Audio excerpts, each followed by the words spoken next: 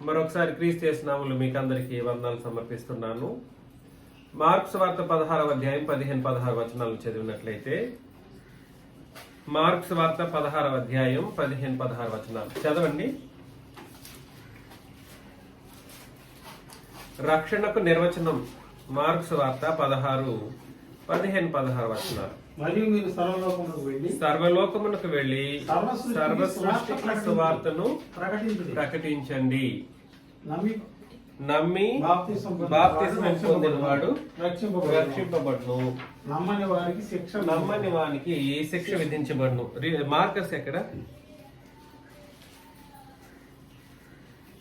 కాబట్టి రక్షణకు మూలం ఏమిటో తెలియజేయడం జరిగింది.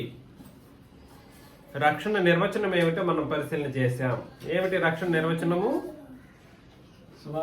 ముందు సువార్తను వినాలి. ఫస్ట్ ఆఫ్ ఆల్ సువార్తను విని దాన్ని నమ్మాలి. నమ్మి ఏం చేయాలి? బాప్తిస్మము తీసుకున్నప్పుడు ఏం కలుగుతుంది? రక్షణ అనేది కలుగుతుంది.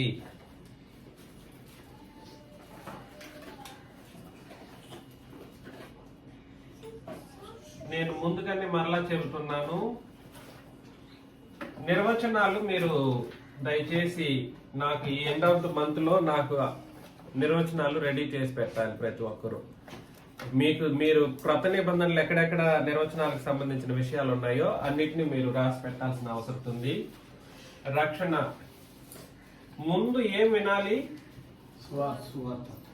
సువార్తను ఏం చేయాలి? విని దాన్ని ఏం చేయాలి? నమ్మి ఆ తర్వాత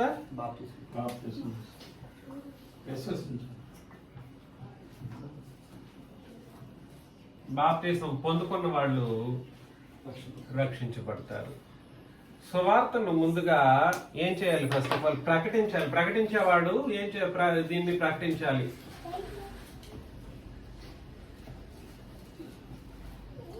అర్థమవుతుంది కదా? నమ్మి లేదా దీన్ని ఏమని కూడా అంటారు? విశ్వసించి. ఇది విశ్వసించకుండా బాప్తిస్మం అనేది తీసుకోవటానికి అవకాశం లేదు. అర్థం చేసుకుని తీసేసి వేరే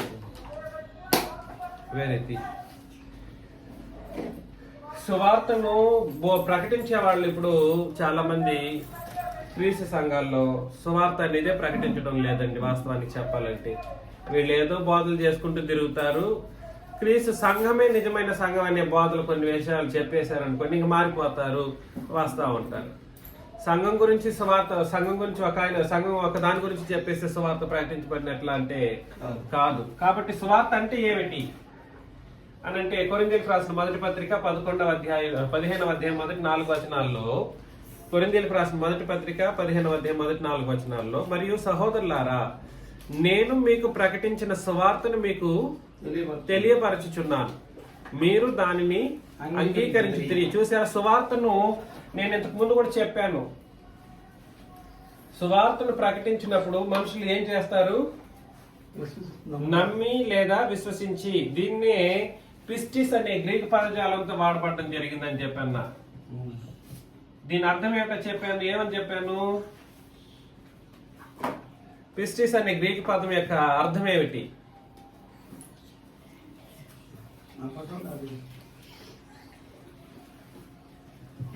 దృఢమైన అంగీకారం. ఏంటిది?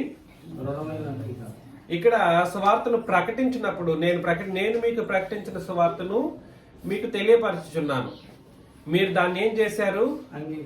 అంతే. దాన్నే నమ్మి లేదా విశ్వసించి లేదా అంగీకరించి అనే పదజాలాలు వాడటం జరిగింది. ఈ సువార్తను ప్రకటించడం ద్వారానే నీకు ముందుగా విశ్వాసం అనేది కలగాలి. అదేమిటో చెబుతూ ఉన్నాడు. ఏమిటి? దాని యందు నిలిచి ఉన్నారు, మీ విశ్వాసం వ్యర్థమైతేనే కానీ నేను ఏ ఉపదేశ రూపముగా మీ సువార్త మీకు ప్రకటించుతునో ఆ ఉపదేశమును మీరు గట్టిగా పట్టుకొని ఉండేట్లా, దృఢమైన లేదా గట్టిగా పట్టుకొని ఉండడం అనే మాట కూడా సరే విశ్వాసానికి సంబంధించిన మాట. అక్కడ రాసుకోవచ్చు మీరు చెప్పేదానికంటే కూడా మీరు బైబిల్లో మార్చాలి. ఎవరెవరో చెప్పిన దాన్ని అంతా రాసి పెట్టి అది గందరగోళం చేసి పెట్టుకుని ఉన్నారు. కొత్త బైబిల్ తీసుకోండి, క్రొత్త నిబంధన ప్రకారం నేను ఏం చెబుతున్నానో దాని ప్రకారం మీ బైబిల్లో ఎంట్రీలు చేసుకోండి, రాసుకోండి అక్కడెక్కడ దాని గురించి నేనేం చెబుతున్నాను. కాబట్టి దయచేసి మీరు గట్టిగా పట్టుకొని ఉన్న ఎడల ఆ సువార్త వలననే మీరు. కాబట్టి నేను రక్షించబడ్డాను అనడానికి, ఎవరైనా రక్షించబడ్డారు అనడానికి ముందుగా ప్రకటించవలసిన సువార్త అనేది ప్రకటించబడకపోతే రక్షణ సరి అవుతుందా? అవ్వదు. అది దాన్ని ఈ సువార్తను దృఢంగా అంగీకరించాలి ఒకటి. రెండవది అక్కడ చెప్పాడు దానివల్ల ఏం కలుగుతుంది అని అన్నాడంటే, ఏం కలుగుతుంది? రక్షణ కలుగుతుంది అని అన్నాడు. ఇంతకీ అదేమిటి? నాకు ఇవ్వబడిన ఉపదేశమును మొదట మీకు అప్పగించి తిని, అదేమనగా లేఖనముల ప్రకారం క్రీస్తు మన పాపముల నిమిత్తం మృతి పొందెను, సమాధి చేయబడిను, లేఖనముల ప్రకారం 3వ దినమున లేపబడిను. కాబట్టి సువార్త అనగానేమిటి? క్రీస్తు మన పాపముల నిమిత్తం. దేని కొరకు?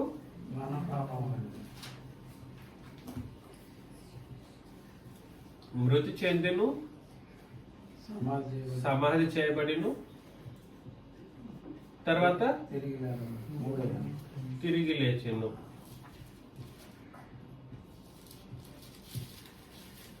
ఈ సువార్తను ఎవరైనా కూడా సరే ఏం చేయాలి? మనుషులు దృఢంగా నమ్మాలి.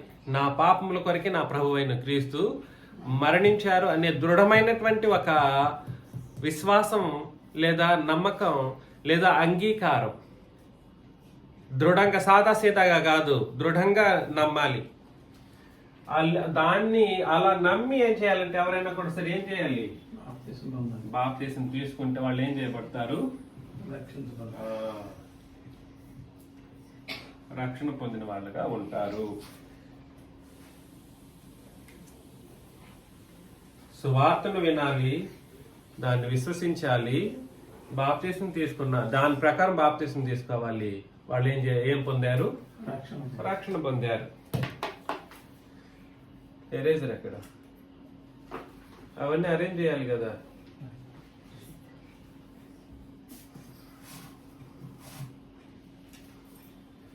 అదే రోమిల్కి రాసిన పత్రిక 1వ అధ్యాయం 16లో చెప్పొచ్చు వచనం, అందరికీ తెలుసు అది. రోమిల్కి రాసిన పత్రిక 1వ అధ్యాయం 16వ వచనంలో సువార్తను గూర్చి నేను సిగ్గుపడువాడును కాను, ఏలయనగా నమ్ము ప్రతి వానికి, మొదటి యూదునికి గ్రీసు దేశస్థునికి కూడా రక్షణ కలుగుచేయుటకు దేవుని శక్తి. ఇప్పుడు దేవుని శక్తి ఎలా పనిచేస్తుంది? దేవుని శక్తి మానవుల పట్ల ఎలా పనిచేస్తా ఉంది? ఎలా పనిచేస్తూ ఉందనంటే సువార్త ద్వారా పనిచేస్తుంది. సువార్త సరిగ్గా చెబితేనే రక్షణ పొందుకునేటువంటి వాళ్ళకి అది రక్షణ చేయగలిగినంత దేవుని యొక్క శక్తి దేంట్లో ఉంది? సువార్తలో పెట్టేశాడు. కాబట్టి సువార్తను విన్నారు, విశ్వసించారు, రక్షణ బాప్తీసం తీసుకోవడం ద్వారా రక్షణ పొందారు. అంతటితో ఆగిపోతుందా? రక్షణ పొందిన వాళ్ళ యొక్క పరిస్థితులు ఎలా ఉండాలి? రోమిల్కి రాసిన పత్రిక 15:15లో, రోమపత్రిక 15:15 మనం చదివినప్పుడు, అయినను అన్ని జనులు అను అర్పణ పరిశుద్ధాత్మ వలన పరిశుద్ధపరచబడి ప్రీతికరమగునట్లు నేను సువార్త విషయమై యాజక ధర్మము జరిగించుచు దేవుని చేత నాకు అనుగ్రహింపబడిన కృపను బట్టి అన్ని జనుల నిమిత్తము యేసుక్రీస్తు పరిచారకుడినైతిని అని అన్నాడు. అంటే అర్థం ఏమిటండి? అన్ని జనులు అను అర్పణ అంటే లోకంలో పాపులైనటువంటి వాళ్ళని మనం ఏం చేయాలి? ఎవరైతే రక్షించబడ్డారో, ఎవరైతే రక్షణ పొందుకున్నారో వాళ్ళు ఏమయ్యారు? రక్షణ పొందుకున్న వాళ్ళు, క్రీస్తు రక్తం చేత కడుగుపడిన వాళ్ళు ఏమయ్యారు? యాజకులయ్యారు. ఎవరు? యాజకులు. రక్షణ పొందుకున్న వాళ్ళు ఏమయ్యారు? యాజకులయ్యారు. యాజకులైన వాళ్ళు ఏం చేయాలి అని అంటే అన్ని జనులు అనే అర్పణను తీసుకురావాలి దేవుని యొక్క సముఖానికి. ఎవరిని? నిన్నటి దినాన ఇద్దరు పాపులైన వాళ్ళు దేవుని సముఖంలో అర్పించబడ్డారు.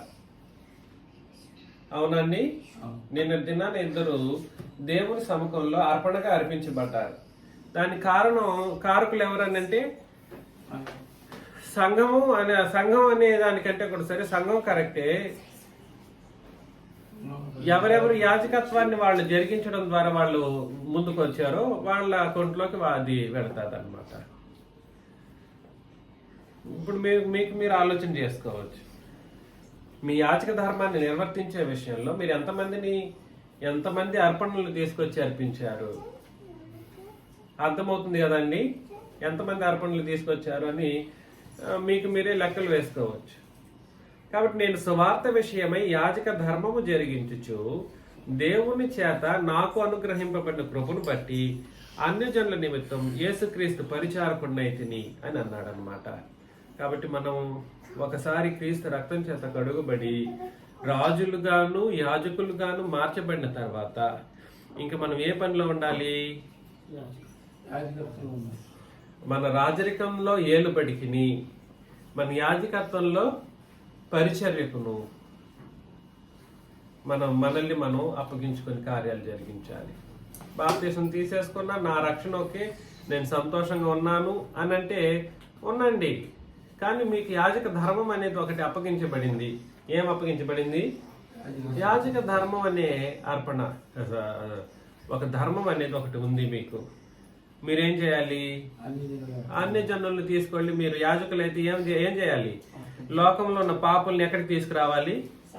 సంఘంలోనికి తీసుకురావాలి. ఇది సంఘంగా జరిగించవచ్చు. వ్యక్తిగతంగా మీరు యాజకులైనంత యాజకులైన కారణాన్ని బట్టి ఏం చేయాలండి? తీసుకురావాలి. సో మన వాళ్ళు అందరూ కూడా సరే తీసుకురావాలి అని అంటే సాదాసీదాగా ఉంటే సరిపోతుందా?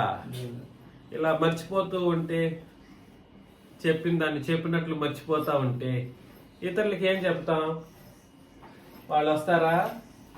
అతి తెలివి వాళ్ళని మనం చెరపట్టి తీసుకొస్తాం. క్రీస్తు కోసం చెరపట్టాలి, వాళ్ళని తీసుకురావాలి. మనం మర్చిపోతూ ఉంటే కుదరదు. అందుకని నిమగ్నులై ఉండండి. మీ పనులు మీరు చేసుకోవద్దని నేను అనను. మన పనులు వ్యక్తిగతంగా మనం చేసుకున్నప్పటికీ కూడా సరే, దానికి ఎంత ప్రయారిటీ ఇస్తామో దానికంటే ఎక్కువ ప్రయారిటీ దైవ కార్యక్రమాలకు మనం ఇవ్వాలన్నమాట. అర్థమవుతుంది కదండి. అందుకని 2వ దశలోనికి రాసిన పత్రికలో 2వ దశలోనికి రాసిన పత్రిక 2వ అధ్యాయం 13వ వచనం చదివినప్పుడు, ప్రభువు వలన ప్రేమింపబడిన సహోదరులారా, ఆత్మ మిమ్మల్ని పరిశుద్ధపరచడం వలనను. ఎవరు పరిశుద్ధపరిచింది మనల్ని? క్రీస్తు రక్తం. అవునా? ఎస్. కాదని నేను అన్నను. తండ్రిని దేవుడు మిమ్మల్ని కన్నాడు అనగా పుట్టించాడు లేదా పరిశుద్ధపరిచాడు అని అంటే అది కరెక్టే. పరిశుద్ధాత్ముడు. కాబట్టి ఒక మనిషి యొక్క రక్షణ ఎవరెవరి మీద ఆధారపడి ఉంటుందండి? రక్షణ అనడానికి సువార్త విషయంలో క్రీస్తు రక్తం ఎలా పనిచేస్తుందో గుర్తుపెట్టుకోండి. పరిశుద్ధాత్ముడు కూడా అంతే విధానంలో మనల్ని పరిశుద్ధపరుస్తాడు. ఎవరండి? ఈ వ్యత్యాసం ఎవరికి తెలియట్లేదు. ఈ విషయాలు తెలియట్లేదు. అసలు ఈ వచనాలను చదువుతారు కానీ మనల్ని పరిశుద్ధపరుస్తున్న వ్యక్తులు ఎవరనే విషయాన్ని సుస్పష్టంగా గుర్తించలేని మూఢత్వంలో వెళ్ళిపోయింది మానవుల యొక్క మెంటాలిటీ. బోధకులే, గొప్పవాళ్లే, బాగా చదువుకున్న వాళ్లే, ఎంఏలు, ఎంఫిల్లు, పిహెచ్డీలు చదివిన వాళ్లే, బైబిల్లో స్కాలర్స్ అని పిలువబడిన వాళ్లే, బైబిల్ టీచర్లు అని పిలువబడిన వాళ్లే. కానీ రక్షణ విషయానికి వస్తే ఎవరు తమను పరిశుద్ధపరుస్తున్నారన్న సంగతియే తెలియలేకపోతా ఉంది. కాబట్టి రక్షణకు మూలమైనది ఎవరు అని అంటే క్రీస్తు ఎంతటి వారో, పరిశుద్ధాత్ముడు అంతటి వారు, వీరిరువురు ఎంతటి వారో తండ్రి అయిన దేవుడు కూడా అంతటి వారే. నా బోధ యొక్క మూలాంశం ఇప్పటికైనా మీకు అర్థమవుతుందా? ఒక వచనాన్ని పట్టుకుని ఊగలాడడం కాదు, ఏకపక్ష ధోరణిలో వచనాలను వక్రీకరించడం కాదు. కాబట్టి రక్షణకు క్రీస్తు, రక్షణకు తండ్రి, రక్షణకు పరిశుద్ధాత్ముడు సమానమైన భాగంలో మనుషులను ఏం చేస్తారంటే పరిశుద్ధపరుస్తూ ఉంటారు. దానికి కారణం ఏమిటో చెప్పేశాడు. ముఖ్యంగా ప్రభు వలన ప్రేమింపబడిన సహోదరులారా, ఇక మీదట మీరు ఎవరి చేత ప్రేమింపబడుతున్నారు? నేను అడిగిన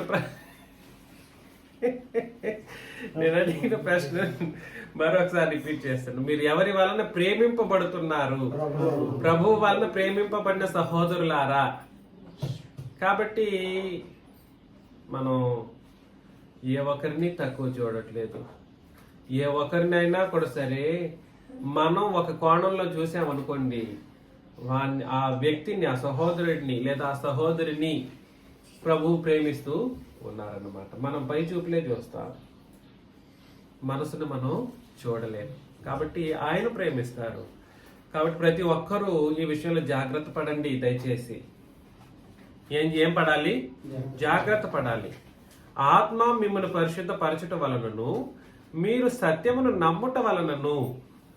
దేన్ని? చూడండి, ఇది ఇంపార్టెంట్ అన్నమాట, చాలా ఇంపార్టెంట్.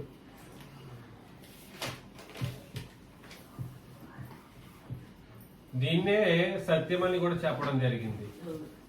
సువార్తను లేదా సత్యమును నమ్ముట వలన. సువార్త బాప్తిస్మానికి ముందైతే సువార్తగా ఉంటుంది, బాప్తిస్మ తర్వాత సత్యం. సత్యము నమ్ముట వలన రక్షణ పొందుటకు దేవుడు ఆది నుండి మిమ్మల్ని ఏర్పరచుకొనెను గనుక మేము మిమ్మల్ని బట్టి ఎల్లప్పుడూ దేవునికి కృతజ్ఞతాస్తుతులు చెల్లింపబద్ధులమై ఉన్నాము అని అన్నాడు అన్నమాట. కాబట్టి సత్యాన్ని నమ్మడం అంటే అర్థం ఏమిటనంటే అంగీకరించడం అనే మాటకు ఆలోచన చేసినప్పటికీ మనం ముందుగా వినేస్తాం, అంగీకరించేస్తాం, అంతా అయిపోతుంది. కానీ సత్యం పట్ల సరైనటువంటి అవగాహన మనం ఎల్లప్పుడూ కలిగి ఉండాలి. ఎల్లప్పుడూ విన్నది విన్నట్టు మర్చిపోతూ వెళ్ళిపోకూడదు. అది మనసుల్లో పెట్టుకోవాలి. నేను అందుకోసమే ఇక మీదట మిమ్మల్ని అందరినీ కంఠస్థం చేయమని చెప్పడానికి ప్రయత్నిస్తున్నా, ఆలోచన చేస్తున్నా. ప్రతి విషయాన్ని ఏ రోజు చెప్పిన సబ్జెక్టులని కంఠస్థం చేయకపోతే ఈ సత్యం అనేది మీరు బయట పెట్టడానికి మీకే ఇబ్బంది అవుతుంది. కాబట్టి ఖచ్చితంగా మనం ఈ విషయాలను బట్టి మనసులో పెట్టుకోవాలి. రక్షణకు మూలం ఏమిటి అని అంటే సత్యం, సువార్త. ఏమిటి? సువార్త సత్యం. ఈ సత్యాన్ని మనం ఎల్లప్పుడూ కూడా సరే వింటూనే పోతుందో దశాబ్దాల కాలం పాటు, శతాబ్దాల కాలం పాటు. అలా కాదు, వింటూ ఉండడం ఎంత ఇంపార్టెంటో దాన్ని మనసులో పెట్టుకొని ఇతరులకు తెలియజేసే కోణంలోనూ దాన్ని ఆచరించే కోణంలోనూ మనం పనిచేయాలి. దాని కొరకు యేసు ప్రభు ఏం చేశారంటే ప్రాణం పెట్టారు. దేని కొరకు? అలాంటి సంఘం కొరకు. ఈ విధంగా ఈ సెటప్ ప్రకారం సంఘం అనేది ఏర్పాటు చేయబడాలి. ఏ సెటప్ ప్రకారం అని అంటే క్రీస్తు ద్వారాను, తండ్రైన దేవుని ద్వారాను, పరిశుద్ధాత్మ ద్వారాను మానవులు రక్షణ పొంది సత్యాన్ని బట్టి భూమి మీద ఎలా బ్రతకాలి, నిర్దోషులైనటువంటి సంఘంగా ఉండేటువంటి దాని కొరకు యేసు ప్రభు భూమి మీద ప్రాణం పెట్టారు. ఎఫెసీ పత్రిక 5:26-27లో, ఎఫెసీ పత్రిక 5వ అధ్యాయం 26-27, అది కళంకమైనను ముడత అయినను, క్షమించండి, ఆ మొత్తం వచనం చదవండి. 5 నుండి చదవండి. పురుషులారా, మీరును మీ భార్యలను ప్రేమించుడి. అటువలే క్రీస్తు కూడా సంఘమును ప్రేమించి ఏంటండి? సంఘమును ప్రేమించి అది కళంకమైనను ముడత అయినను అట్టిది మరి ఏదైనను లేక పరిశుద్ధమైనది గాను నిర్దోషమైనది గాను మహిమగల సంఘము గాను ఆయన తన ఎదుట దానిని నిలువ పెట్టుకోవాలంటే వాక్యముతో ఉదక స్నానము చేత దానిని పవిత్రపరచి. చూడండి, ఈ సువార్త సత్యాన్ని అంగీకరించడం ద్వారా రక్షణ అనేది మనం పొందుకున్నాం. ఇక్కడ పరిశుద్ధపరచబడిన విషయం వాస్తవం. ఇక్కడితో ఆగిపోతుంది అని అంటే ఇక్కడ ఆగదు. మన సంఘంలో చేర్చబడ్డాం. ఈ సంఘంలో చేర్చబడినటువంటి సంఘం పరిశుద్ధమైనది గాను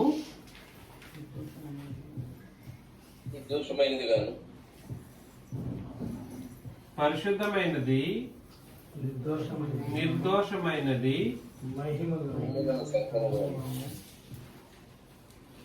మహిమ కలిగిన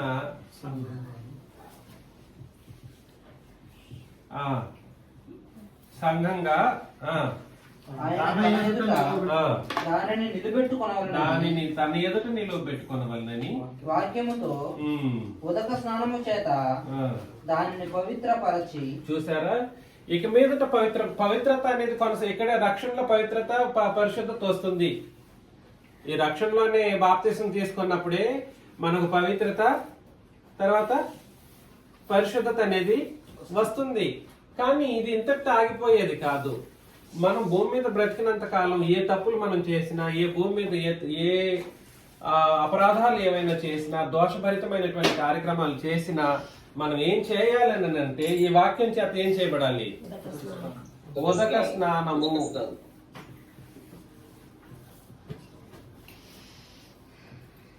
వెలివేసేస్తామా? తప్పులు చేస్తే ఏం చేసేస్తాం? వెలివేసేద్దామా? వెలివేసే పరిస్థితి గురించి ఇక్కడ మాట్లాడట్లేదు. సంఘం ఒకసారి సంఘంలో చేర్చబడిన తర్వాత వాళ్ళకి పరిశుద్ధతను లేదా పవిత్రతను పొందుకునే మార్గాన్ని ఎక్కడ పెట్టాడు? ఎందులో పెట్టాడు? వాక్యంలో పెట్టేశాడు అన్నమాట. ఇక మీదట ఏమైనా తప్పులు జరిగాయో మనం ఏం చేయాలంటే వాక్యం చేత సరిదిద్దుకోవాల్సినటువంటి పరిస్థితులు ఉన్నాయి. సరిదిద్దుకునే ఆ మాటనే ఏమన్నాడంటే వాక్యం చేత ఉదక స్నానం చేసుకోవాలి. చేసినప్పుడు అదేం జరుగుతుందంట? ఎలా ఉంటది? పరిశుద్ధమైనది గాను పవిత్రపరిచి పరిశుద్ధపరచటకై దాని కొరకు తానేం చేశాడు? దాని కొరకు అని అంటే 2 ముఖ్యమైన దాని కొరకు. ఒకటి సంఘము నిర్దోషమైనది పరిశుద్ధమైనదిగా ఉండడం కొరకును, 2 వాక్యము అలాంటి వాక్యాన్ని మనకు అనుగ్రహించడం ద్వారా సంఘం పరిశుద్ధతను పవిత్రతను పొందుకోవడం కొరకు 2 మాటలు వాడాడు. పరిశుద్ధమైనది గాను వాక్యముతో ఉదక స్నానము చేత దాన్ని పవిత్రపరిచి. స్నానం చేసినప్పుడు పవిత్రం చేయబడతారు. ఆ పవిత్రత అనేది కొనసాగింపులోనే ఉంటే దాన్ని ఏమంటారు? పరిశుద్ధత. కాబట్టి నేను మిమ్మల్ని ఏం చెప్పడానికి ప్రయత్నం చేస్తున్నానంటే, ముఖ్యంగా క్రొత్తగా బాప్తిస్మం తీసుకున్న వాళ్ళు, నిన్న మా బాప్తిస్మం తీసుకున్నారు, ఈ రక్షణలోకి వచ్చారు, సరే మీరు పవిత్రపరచబడ్డారు, పరిశుద్ధతను పొందుకున్నారు. భూమి మీద సంఘంగా బ్రతికినంత కాలం కూడా సరే, వాళ్ళిద్దరికనే కాదు మనకు కూడా సరే, భూమి మీద సంఘంగా బ్రతికినంత కాలం సరే, మనం పాపం లేకుండా జీవించేటువంటి పరిస్థితుల్లో ఒకవేళ పాపం చేసిన పరిశుద్ధ ఒక ముడతైనను కళంకమైనను ఏమైనను కలిగినా సరే దాన్ని వెంటనే దేని చేత కడిగేసుకోవాలి? వాక్యం చేత ఉదక స్నానము చేయబడాలి వాళ్ళు. అందుకని నేనేం చెప్పడానికి ప్రయత్నం చేస్తున్నానంటే వాక్యం చేతనే మార్చుకోవాలి. మరలా దేని చేత? వాక్యం చేత. ఏ వాక్యం చేత? క్రొత్త నిబంధన వాక్యం చేత. ఆ క్రొత్త నిబంధన వాక్యం చేత ఉదక స్నానం చేస్తే వాళ్ళు మరలా పవిత్రపరచబడతారు, వాళ్ళు పరిశుద్ధతలో నిలుస్తారు. దాని కొరకు ఆయన ఏం చేశాడంటే తను తాను అప్పగించుకున్నాడు. దయచేసి గుర్తించండి, వాక్యం వినడం ఎందుకు ఇంపార్టెంట్, వాక్యాన్ని ఎల్లప్పుడూ ధ్యానిస్తూ ఉండడం ఎందుకు ఇంపార్టెంట్ అని అంటే, ఎందుకు ఇంపార్టెంట్ అండి? ఆ కోణంలో చదవాలి ఎప్పుడైనా కూడా సరే. ఇంకో కోణం ఏమిటనంటే, ఇతరులను సంఘంలోకి నడిపించే కోణంలోనూ మనం ఏం చేయాలి? వాక్యాన్ని ధ్యానిస్తూ నేర్చుకోవాలి. విన్నది విన్నట్టు మర్చిపోతూ ఉంటే ఎట్లా ఉంటుంది? ఎలా ఉంటుంది చెప్పండి? విన్నది విన్నట్టు మర్చిపోతూ ఉంటే ఎలా ఉంటది? మనస్సు అనేది లైట్ తీసుకుంటది, లైట్ అయిపోతుంది అన్నమాట. సరేలే, ఈ రోజు కాకపోయినా రేపు వెళ్దాం, రేపు నేర్చుకుందాం, రేపు అక్కడికి వెళ్దాం, ఇక్కడికి వెళ్దాం అన్నటువంటి పరిస్థితుల్లో మనసు అనేది చాలా తేలికైనటువంటి పరిస్థితుల్లో మారిపోతుంది అన్నమాట. అందుకని నేనేం చెప్పడానికి ప్రయత్నం చేస్తున్నానంటే, రక్షణ పొందిన వాళ్ళు జాగ్రత్త పడవలసినటువంటి పరిస్థితులు ఉన్నాయి. ఏంటండి? రక్షణ పొందిన వాళ్ళు ఏం చేయాలి? ఇక మీదట జాగ్రత్త పడాలి. ఏ విషయంలో జాగ్రత్త పడాలి? కొనసాగించే విషయం, వాక్యం నేర్చుకునే విషయంలో. రక్షణ కొనసాగించడానికి ముఖ్యం ఏమిటి? ఇప్పుడు ఇదే కదా చెప్తున్నది ఎంతసేపు. సువార్త అదే సత్యం లేదా వాక్యము అని అన్నాను. అది రక్షణలోకి నిన్ను నడిపిస్తుంది. మీరు దేని ద్వారా వచ్చారు ఇక్కడికి? సువార్తను వినడం ద్వారానే కదా వచ్చాం. మనం అందరూ అలా వచ్చిన వాళ్ళమే కదా. వచ్చిన వాళ్ళం వచ్చినట్లు రక్షణ పొందుకున్నాం. కానీ భూమి మీద బ్రతికేటప్పుడు వచ్చే ఇబ్బందులను బట్టి తప్పులో ఒకవేళ ఏమన్నా తప్పులో కాలేసినా కూడా సరే, తప్పు చేసి ఉన్నా కూడా సరే, ఎలా మనల్ని మనం పవిత్రపరచుకోవాలి, పరిశుద్ధపరచుకోవాలి? ఆ విషయాన్ని నేను అడుగుతా ఉన్నాను. దాన్ని చెప్పట్లేదు ఎవరు. అది అక్కడికి వెళ్ళాలి. అందుకని నేను ప్రతినిత్యం, నిన్నటి దినాన్ని కూడా ఫుల్ డే బైబిల్ క్లాస్ మనం చేసుకున్నాం. ఎంతమంది అటెండ్ అయ్యారు? ఎంతమంది అండి? బాబు కుమార్ గారు అటెండ్ అయ్యారా? సింధు జావేజీ ఏంటండి ఇట్లుంటే? అదే అందుకే రక్షణ విషయంలో స్లో అయిపోతుంది. అంటే పరిశుద్ధత విషయంలో అంత సీరియస్నెస్ అనేది ఉండదు, తగ్గిపోతుంది. వాక్యం వింటూ ఉన్నప్పుడు ఏం జరుగుతుందని అంటే, మానవ జాతికి రక్షణ అనేటువంటిది ఒక అద్భుతమైన వరంగా మారిపోతుంది. అబ్బా, నేను పొందుకున్న రక్షణ నాకు ఇలాంటి అద్భుతమైనటువంటి సహాయాన్ని దయచేయగలిగిందా అన్నటువంటి ఒక పరిస్థితి ఉంటుంది అన్నమాట. కాబట్టి ముందుగా ఏం చేయాలి? మనుషులు వాక్యాన్ని పొందిన వాళ్ళు, మనం పరిశుద్ధం పొందిన రక్షణ బట్టి ఏం చేయాలండి? వాక్యాన్ని వింటూ ఉండాలి. వాక్యం వినకపోతే మాత్రం చాలా ఇబ్బందులో కాలేసిన వాళ్ళు అవుతారు, చాలా తప్పులో కాలేసిన వాళ్ళు అవుతారు. పేతురు రాసిన మొదటి పత్రికలో 2వ అధ్యాయం 3వ వచనం మనం చదివినప్పుడు, పేతురు రాసిన మొదటి పత్రిక 2వ అధ్యాయం 3వ వచనం, సమస్తమైన దుష్టత్వము, సమస్తమైన కపటము, వేషధారణను, అసూయను. పేతురు రాసిన మొదటి పత్రిక 2వ అధ్యాయం 3, అదేనా? సరే చదువు. సమస్తమైన దూషణ మాటలను మానేసేయాలి. ముందు మానకుండా డైరెక్ట్ వాక్యం వినడం కాదు. వాక్యం వినండి, కానీ అక్కడ మానేయాల్సినవి కొన్ని ఉన్నాయి. మరొకసారి చదువు. సమస్తమైన దుష్టత్వము. ఒకటి చెప్పండి, ఏమిటివి? దుష్టత్వం, అది సమస్తమైనవి అని అన్నాడు. దుష్టత్వం. ఆ తర్వాత సమస్తమైన కపటము.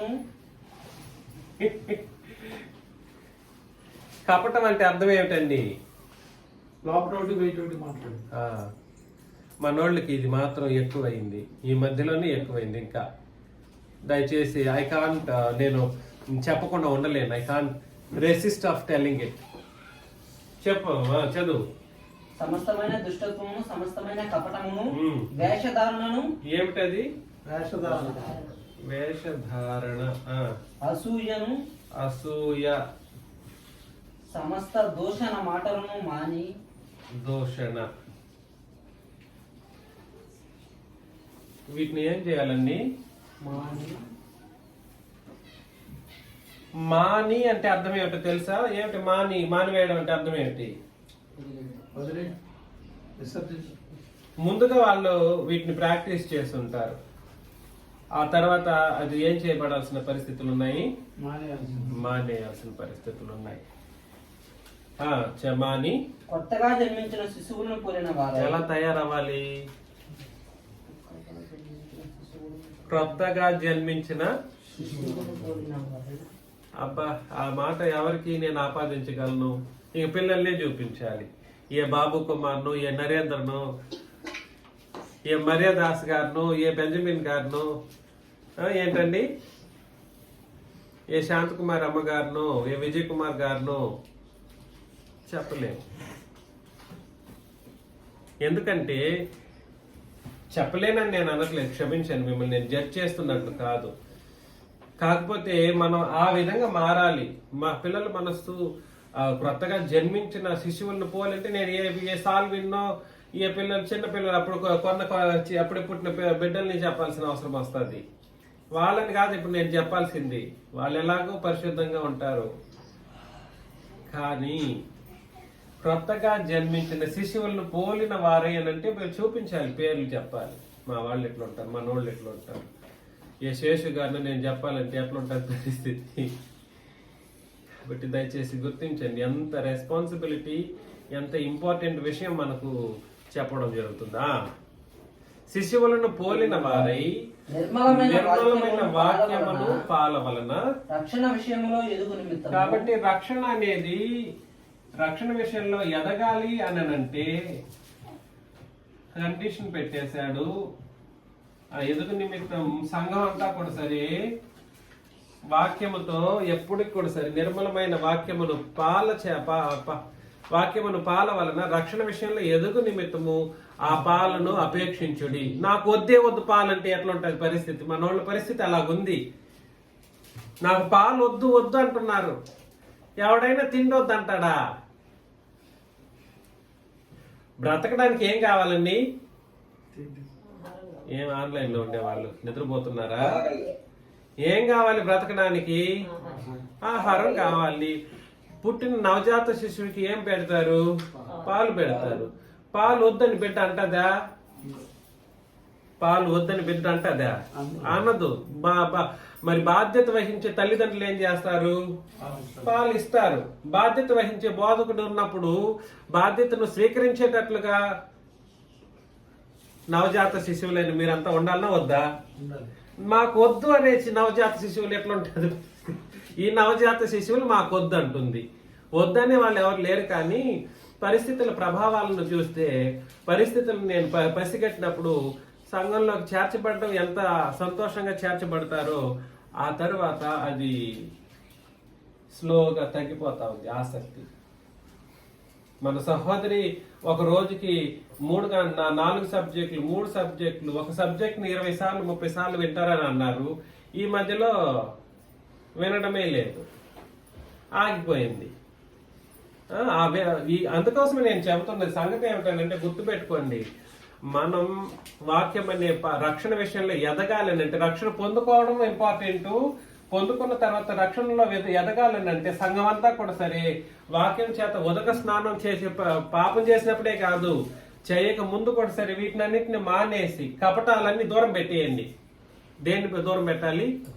ఒకరి దగ్గర ఒకలాగా, ఇంకొకరి దగ్గర ఇంకోలాగా, ఒకరి మాటలను విని ఇంకొకరిని హింసించటం, ఒక సహోదరుడు ఇంకో సహోదరుని ఫేవర్ గా చేయడం కోసం ఇంకో సహోదరుడిని వాడుకోవడం, అలాంటి కపటాలు ఉండకూడదు. వేషధారణ ఉండకూడదు, అసూయ ఉండకూడదు, దూషణ ఇవన్నీ ఉండకూడదు. మీ రక్షణలో ఎవరికి రక్షణలో వాళ్ళు ఏం చేయాలి? ఎదగాలని అంటే మీరు ఏం చేయాలని అంటే వాక్యం అనే పాలను ఏం చేయాలి? వద్దు నవజాత శిశువులు వద్దని అంటే నేనేం చేయాలి? I can't do anything.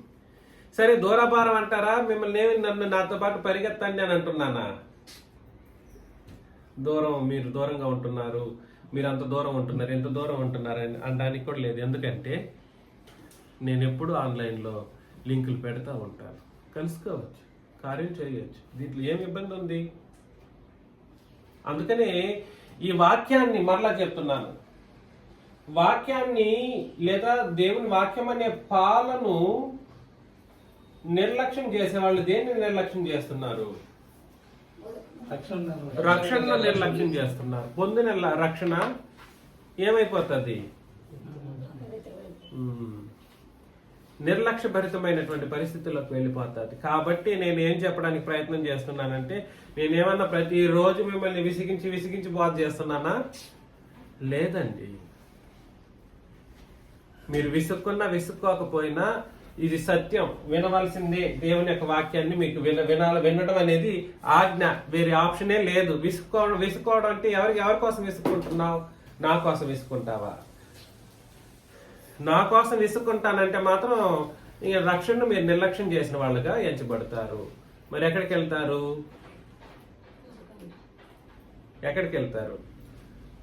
రక్షణ నిర్లక్ష్యం చేస్తే మాత్రం నరకం తప్పదు. దానికి మీ బాప్తీసం ఇంత కష్టపడి అంతమందిని ఎదిరించి, ప్రపంచాన్ని ఎదిరించి ఇక్కడ వచ్చి బాప్తీసం తీసుకొని కార్యాలు చేయాల్సిన అవసరం లేనే లేదు. మిమ్మల్ని నేను ప్రేమతో హెచ్చరిస్తున్న ఈ విషయాన్ని గుర్తుపెట్టుకోండి. అర్థమవుతుందా? మ్యూట్లో పెట్టాలి, ఎవరో మాటలు వింటున్నారు. కాబట్టి ఈరోజు మనం ఏం ఆలోచన చేస్తున్నామండి?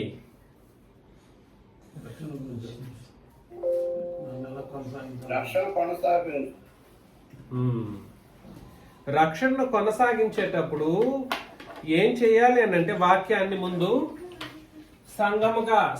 సంఘంగా కార్యాలు జరిగిస్తున్న ప్రతి సందర్భంలోనూ వాక్యాన్ని వినడానికి మనం ప్రత్యేకమైనటువంటి సమయాన్ని మనం సిద్ధపాటు చేసుకోవాలి. వాక్యం వింటూ ఉన్నప్పుడు ఏం జరుగుతుందనంటే, మనం రక్షణలో ఎదగడానికి పాలను ఏం చేస్తూ ఉంటాం? వాక్యం అనే పాలను. వాక్యం వెళ్ళకపోతే ఏమైపోతారు? పాలు వెళ్ళకపోతే, పాలు పిల్లలు తాగకపోతే ఏమైపోతారు? బలహీనలు ఏమైపోతారు? ఆఖరికి పాలే లేకపోతే ఏమైపోతారు? చనిపోతారు కూడా. కానీ వినడానికి మొండికేసే వాళ్ళని నేనేం చేయాలో నాకు తెలియదు. I can't tell anything about it. దయచేసి గుర్తించండి, మన దగ్గరికి ఎంతో గొప్ప రక్షణ మన దగ్గరికి వచ్చింది. ఈ రక్షణ ఎవరూ ఇవ్వట్లేదు. ఈ రక్షణను పొందుకోవడం అనేది అంత సాధారణమైన విషయం కాదు. భూప్రపంచాన్ని ఎదిరించే వాళ్ళం మనం. ఇప్పుడున్న వాళ్ళలో భూప్రపంచాన్ని ఎదిరించే వాళ్ళం అంటూ ఉంటే మనం మాత్రమే. అటు మా విలేజ్లో మా వాళ్ళని, బంధువర్గాన్ని, ఇటు మీ ప్రాంతాల్లో మీ బోధకులని, అబద్ధ బోధకులని, మీ బంధువర్గాన్ని, మీ సమాజ స్టేటసెస్ని అన్నిటినీ దూరం పెట్టి వచ్చాం. వచ్చిన తర్వాత వాక్యం వినడానికి ఇంట్రెస్ట్ లేకపోతే, ఆసక్తి చూపకపోతే, పాలు తాగకపోతే పిల్లవాళ్ళు ఎలా అయితే చనిపోతారో, మీరు వాక్యం వినుకుంటూ ఉండకపోతే కూడా అంతే విధానంలో నీరసించిపోయి స్లోగా విశ్వాసం భ్రష్టులైపోయి దేవుని లెక్కలు చనిపోయినటువంటి ఒరిజినల్ స్టేజ్కి వెళ్ళిపోతారు అన్నమాట, లాస్ట్ స్టేజ్. కాబట్టి గొప్ప రక్షణ ఏ విధంగా వచ్చిందని అంటే, దయచేసి హెబ్రీలకు రాసిన పత్రికలో 2వ అధ్యాయం, హెబ్రీలకు రాసిన పత్రిక 2వ అధ్యాయం మొదటి 4 వచనాలు నేను చదువుతాను. హెబ్రీలకు రాసిన పత్రిక 2వ అధ్యాయం మొదటి 4 వచనాలు. కావున మనం వినిన సంగతులను విడిచిపెట్టి కొట్టుకొని పోకుండానట్లు ఏంటి వినాలి? వాక్యాన్ని వినాలి. ఆ విన్న సంగతులు మనం ఎలా ఉండకూడదు? విడిచిపెట్టకూడదు. కొట్టుకొని పోకుండానట్లు వాటి యందు మరీ విశేష జాగ్రత్తను ఎవరైనా ఉందా? మనోళ్ళకి ఒక్కసారి మీరు ఆలోచన చేసుకోండి. విశేషమైన జాగ్రత్త వాక్యాన్ని వినడం పట్లను, దాన్ని పాటించే దాని పట్లను ఉండాలి. ఏం బాబు కుమార్ గారు, దయచేసి గుర్తించండి. విశేషమైనటువంటి జాగ్రత్త దేని పట్ల ఉంచాలి? బోధ పట్ల ఉంచాలి, వాక్యం పట్ల ఉంచాలి. జాగ్రత్తలు ఉంచడం కూడా కాదు, విశేషమైన జాగ్రత్తలు ఉంచాలి. ఎందుకనగా ఆనాడు ఇశ్రాయేలు జనాంగం దేవదూతల ద్వారా ఇవ్వబడిన పలుకబడిన వాక్యం స్థిరపరచబడినందున ప్రతి అతిక్రమమును అవిధేయతను న్యాయమైన ప్రతిఫలం పొంది ఉండగా ఇంత గొప్ప రక్షణను మనం నిర్లక్ష్యం చేసిన ఎట్లా ఎలాగో తప్పించుకుందాము అని అన్నాడు అనమాట. పాత నిబంధన ఎవరి ద్వారా ఇవ్వబడింది? దేవదూతల ద్వారా అనుగ్రహించబడింది, దేవదూతల ద్వారా పలుకబడింది. గలతీ పత్రికలో అదే విషయం చెప్తాడు. అపోస్తల కార్యగ్రంథంలో చదివిన ఆ విషయాన్ని మనకు మాట్లాడతాడు. ప్రత్యేకించి నేను చెప్పను, దేవదూతలే దాన్ని ఇచ్చింది ఇశ్రాయేలీలకు. దాన్ని వాళ్ళు ఎలా పాటించారో తెలుసు కదండి. 600 106 ఎంత చేసినా దాన్ని లిటరల్ గా పాటించే విషయంలో వర్కౌట్ చేశారు ఇశ్రాయేల్ జనాలు. లిటరల్ గా చెప్పింది చెప్పినట్లు పాటించడానికి ప్రయత్నం చేశారు. కానీ అందులో ప్రేమ, అందులోని విశ్వాసము, అందులోని నీతిని, ఈ మూడింటిని ఏమేమి? విశ్వాసము, ప్రేమ, నీతి, అందులోని పరిశుద్ధత. ధర్మశాస్త్రం పరిశుద్ధమైనది, అది ఉత్తమమైనది, నీతి కలిగినది, అది విశ్వాసానికి ప్రాముఖ్యమైనది ఇశ్రాయేల్ జనాంగానికి. దాన్ని వాళ్ళు ఏం చేయలేదంటే ఏనాడు పాటించలేదు. ఎవరు? ఇశ్రాయేలీయులు. వాళ్ళకి చేసిందంతా ఏమిటంటే సున్నతి పొందటం, 8వ రోజు పుడితే పుట్టిన వెంటనే సున్నతి, ఆ తర్వాత వాడు ఇంక ఏం చేయాలనో అన్ని జంతు బలులు సమర్పించటం, ధూపాలు వేయటం, ఈ రెగ్యులర్గా ఇవి చేసుకుంటూ తిరిగారు. కానీ అందులో మూలమైన అంశాలు ఏమేమి? పరిశుద్ధత, ప్రేమ, విశ్వాసము, నీతి అనేటువంటి అత్యంత ముఖ్యమైన వాటిని గాల్లో కలిపేశారు. ఒకడినొకడు భక్షించుకునేటట్లుగా ఉంటుంది పరిస్థితి. అందుకోసమే నేను ఒకటి గుర్తు పెట్టుకోండి, రాజ్యానికి దండెత్తే కార్యక్రమాలు అప్పుడు ఉండేవి.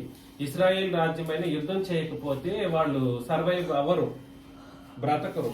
అప్పుడు ధర్మశాస్త్ర కాలం ఉన్నంత కాలం కూడా సరే, ధర్మశాస్త్రం ఉన్నంత కాలం కూడా సరే, ఇలాంటి రాజ్యాల మీద దండెత్తిపోవడం, మనుషులను చంపడం కార్యక్రమాలు జరిగేవి. మొన్నటి దినాన్న 200 సంవత్సరాల వరకు కూడా సరే అలాంటి పరిస్థితులు ఉన్నాయి. కానీ క్రొత్త నిబంధన మన సంఘం ఏర్పడిపోయిన తర్వాత మనకు అలాంటిది ఏమైనా ఉందో? మనం ఎవరినైనా చంపాల్సిన అవసరం ఉందా? లేదంటే ఇంకెవరినైనా ఏమైనా హింసించాల్సినటువంటి పరిస్థితులు ఉన్నాయి మన సర్వైవల్ కోసము అంటే? అట్లాంటిది ఏమీ లేదు. ప్యూర్ హ్యాండ్స్ ఉన్నాయి మనకి, ఎవరికి, అందరికీ. దీన్ని మనం వాడుకునే విధానంలో చాలా వెనకడుగు వేశారు.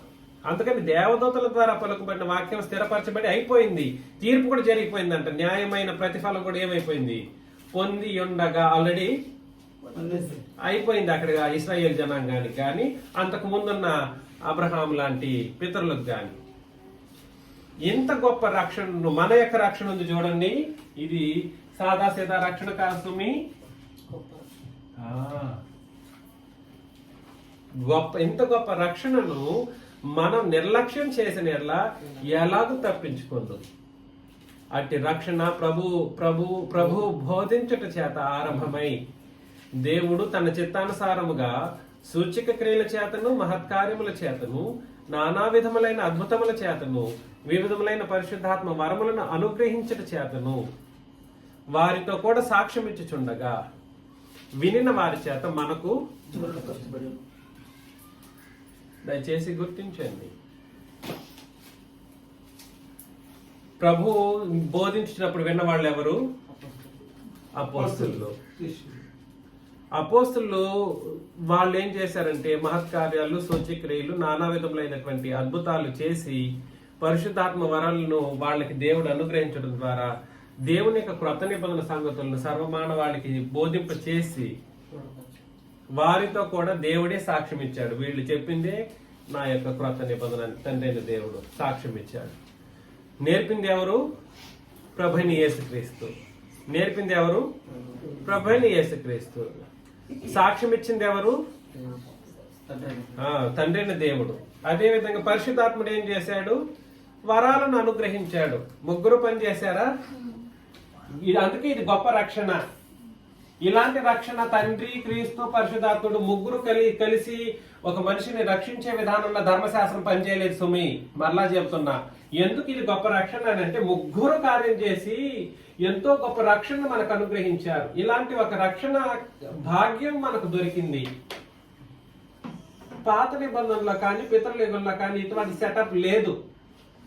రక్షణ సంకల్పం అనేది, ఇట్లాంటి రక్షణ సంకల్పం అనేది జరగనే లేదు. దయచేసి గుర్తించండి. అందుకని ఇది గొప్ప రక్షణ. అందుకని ఎందుకు ఎలా తప్పించుకోగలుగుతారు అని చెప్పి వారితో కూడా సాక్ష్యం ఇచ్చుండగా విన్న వారి చేత మనకు ఏం చేశాడంటే దృఢపరిచి ఇచ్చెను అని అన్నాడు అనమాట. కాబట్టి రక్షణ ఏం చేయబడకూడదు,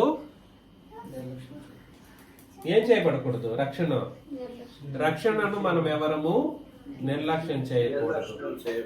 నిర్లక్ష్యం ఎప్పుడు అవుతుంది ఇప్పుడు చెప్పండి. మనము వినిన సంగతులను విడిచిపెట్టి కొట్టుకొని పోకుండా మరీ విశేషమైన జాగ్రత్తను కలిగి ఉండాలి. కాబట్టి మీ రక్షణ దేని మీద ఆధారపడి ఉంది? మనందరి రక్షణ పొందుకున్నది గొప్ప రక్షణే, కాదని అనట్లేదు. విని దాన్ని పాటించడం, విశ్వసించి పాటించడం ద్వారా పరిశుద్ధంగా ఉంటాము, నిర్దోషులమై ఉంటాము, మహిమ కలిగినటువంటి సంఘంగా మనం ఏం చేయబడతామనంటే తయారవుతాం. అలా అయినప్పుడు మనం ఏం మనం రక్షణను నిర్లక్ష్యం చేసిన వాళ్ళం కాదు కదా, రక్షణ లక్ష్య పెట్టిన వాళ్ళం గాను, దాని యొక్క ఔన్నత్యాన్ని గుర్తించిన వాళ్ళం గాను మనం ఎంచబడతాం అన్నమాట. దయచేసి గుర్తించండి. చాలా చాలా కీలకమైనటువంటి సంగతి ఇది. దీని ద్వారా మనకు అనేకమైనటువంటి సహాయం మనకు దొరుకుతుంది. రక్షణ బాప్తిస్మము రెండు ఒకటే. రక్షణ అన్న బాప్తిస్మము అన్న రెండు ఒకటే. ఇంకొక మాట ఉంది, ఎవరైనా చెప్పండి చూద్దాం. మ్యూట్ లో పెట్టండి. ఎవరు?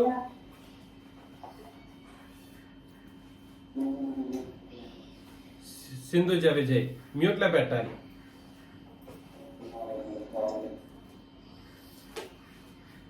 ఇంకో మాట చెప్పండి. రక్షణ అన్న బాప్తిస్మ అన్న ఒకటే అని చెప్పా. ఇంకో మాట ఏమిటి చెప్పండి? పునర్జన్మ సంబంధమైన, ఇదంతా మర్చిపోతున్నారు. ఇంకొకటి, మొదటి పునరుత్థానం అన్న ఒకటే. తుడిచేస్తున్నా, సరే తుడవడం కాదు కానీ పక్కనే రాస్తా. ఏమిటండి? రక్షణ అన్న బాప్తిస్మం, పునర్జన్మ సంబంధమైన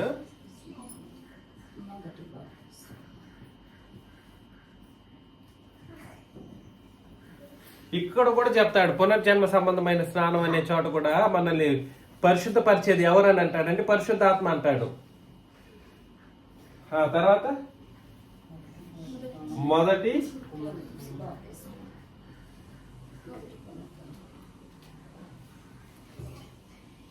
పునరుత్థానం. రెండో పునరుత్థానం ఏమిటి? నిత్య రాజ్యంలో ప్రవేశించు, పరలోకంలో ప్రవేశం కొరకు మనం తిరిగి లేస్తాం చూడండి యేసు ప్రభు రాకడప్పుడు. దాన్ని ఎన్నో పునరుత్థానం అంటారు? రెండవ పునరుత్థానం అంటారు. కాబట్టి ప్రకటన గ్రంథం 20వ అధ్యాయం 6వ వచనంలో, ప్రకటన 26, ఈ మొదటి పునరుత్థానంలో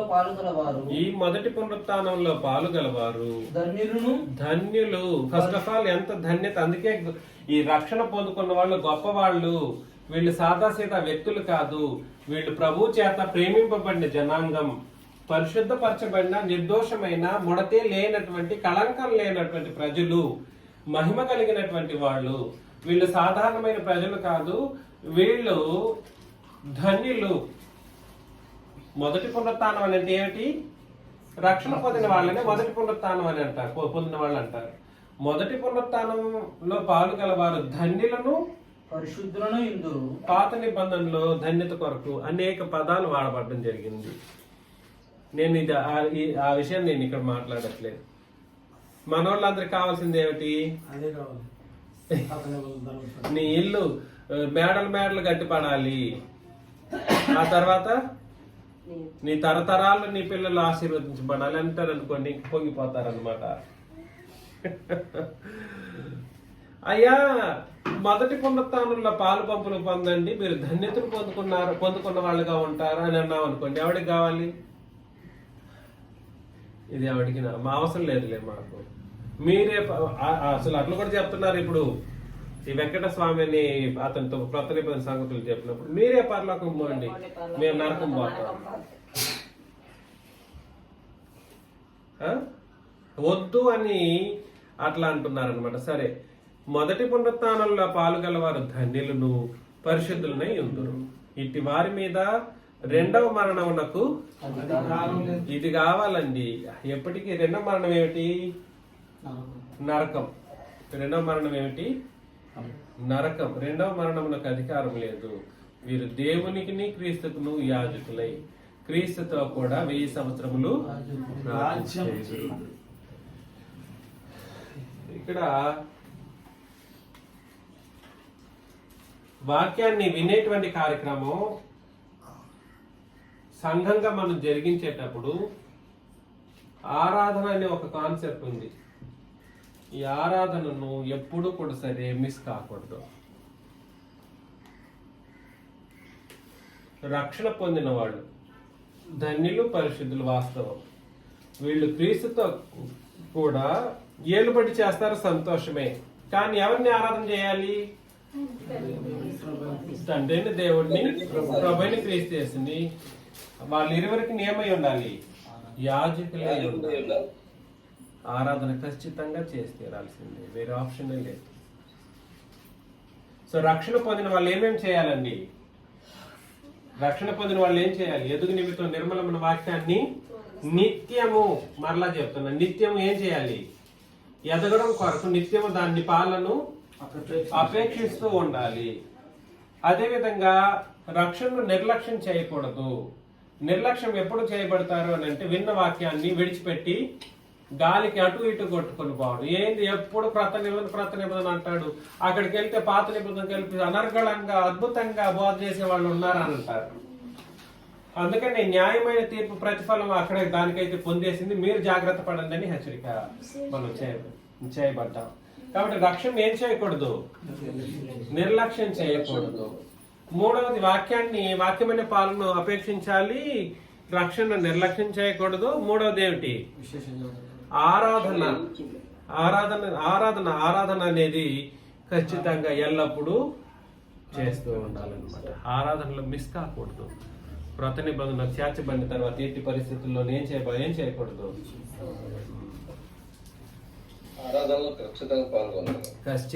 ఖచ్చితంగా పాల్గొనాల్సిందే. నాకు అది ఉంది ఇది ఉందని నా పిల్లలకి స్కూళ్ళు ఉన్నాయి, కాలేజీలు ఉన్నాయి అంటే ఒప్పుకోగలుగుతామా? ఏంటండి మానస గారు?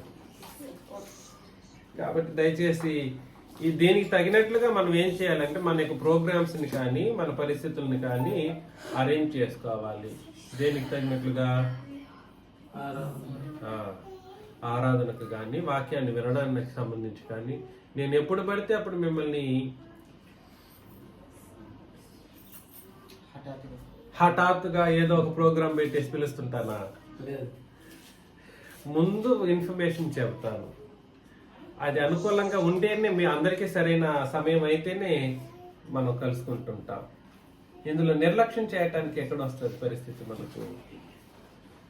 కాబట్టి దయచేసి ఈ విషయాన్ని గుర్తించండి. ఇలా మనం బ్రతుకుతూ ఉంటే ఏమేమి చేయాలి? రక్షణను నిర్లక్ష్యం చేయకూడదు. మనం పొందుకున్న గొప్ప రక్షణ ఏం చేయాలి? రక్షణలో ఎదగాలి, కొనసాగించాలి, ఎదగాలి.